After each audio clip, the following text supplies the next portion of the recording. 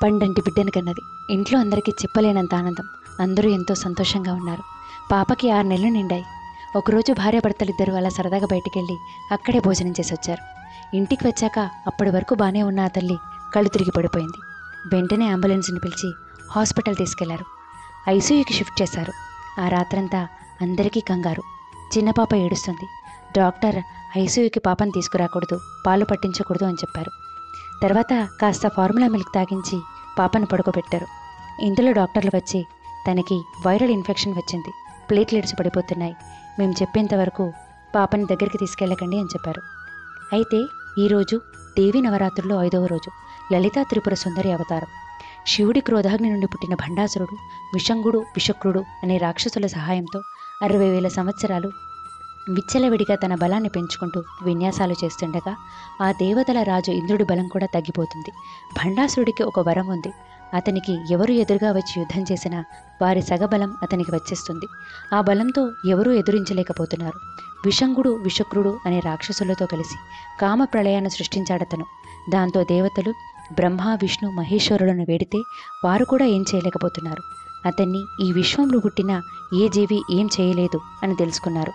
ఆ పరమశివుడి సహాయంతో దేవతలు యాగాన్ని చేసి అందులో ఆహుతి అయ్యారు. ఆ చితగ్ని నుండి 9 అంతస్తుల శ్రీచక్ర రాజరథంపై కూర్చొని ఆ లలితాదేవి బయటకు వచ్చింది. అప్పుడు ఆ అమ్మ భండాసురుడిపై యుద్ధానికి వెళ్ళింది. చతుర్బాహు సమన్విత అయి మహాకామేశ్వర అస్త్రంతో ఆ భండాసురుని వధించింది. అలా ఆ లలితాదేవి త్రిపురాలకు అమ్మాయింది. ఫార్ములా మిల్క్ తాగి పడుకున్న ఆ పాప 2 గంటల్లో మళ్ళీ లేచింది. ఏడుస్తూనే ఉంది. 2 రోజులు అలానే గడపగలిగారు. కానీ పాపం 3వ రోజు ఎవరి వల్ల అవ్వట్లేదు. పాపకి జ్వరం వచ్చింది. తల్లికి కూడా జ్వరం తగ్గట్లేదు. బెంగ పెట్టుకుందని అందరికీ అర్థమవుతుంది, కానీ అక్కడ రానివ్వట్లేదు. ఇంతలో విషయం తెలుసుకొని ఒక లేడీ డాక్టర్ అక్కడికి వచ్చి తల్లిని బిడ్డని ఇద్దరిని చెక్ చేసింది. ఆ లేడీ డాక్టర్ నర్సుని పిలిచి త్వరగా ఆమెని ఐసీయూ నుండి రూమ్కి షిఫ్ట్ చేయండి, పాపని తీసుకెళ్ళి వాళ్ళ అమ్మ దగ్గర పడుకోబెట్టండి అని చెప్పింది. వెంటనే డాక్టర్ చెప్పినట్టు ఆ తల్లిని రూమ్కి షిఫ్ట్ చేసి పాపను తీసుకెళ్లి పడుకోబెట్టగానే ఆ పాప తల్లి స్పర్శకి ఏడుపు మానేసింది. తల్లి కూడా పాప స్పర్శ తగలగానే కళ్ళు తెరిచి చూసింది. దగ్గరికి తీసుకొని పాలిచ్చింది. ఆ పాప అమ్మని గట్టిగా పట్టుకొని పాలు తాగి పడుకుంది. డాక్టర్స్ వచ్చి చెక్ చేశారు. ఆ తల్లికి కూడా కొంతవరకు బాగైంది. నిజంగా ఒక బిడ్డకు తల్లి అవసరం ఎంత ఉంది కదా. తల్లి ఇచ్చిన ఊరట ఎవరూ ఇవ్వలేరు. ప్రతి బిడ్డకు ఎంత వయసు వచ్చినా ఏదైనా ఆ తల్లి దూరం చేయగలదు.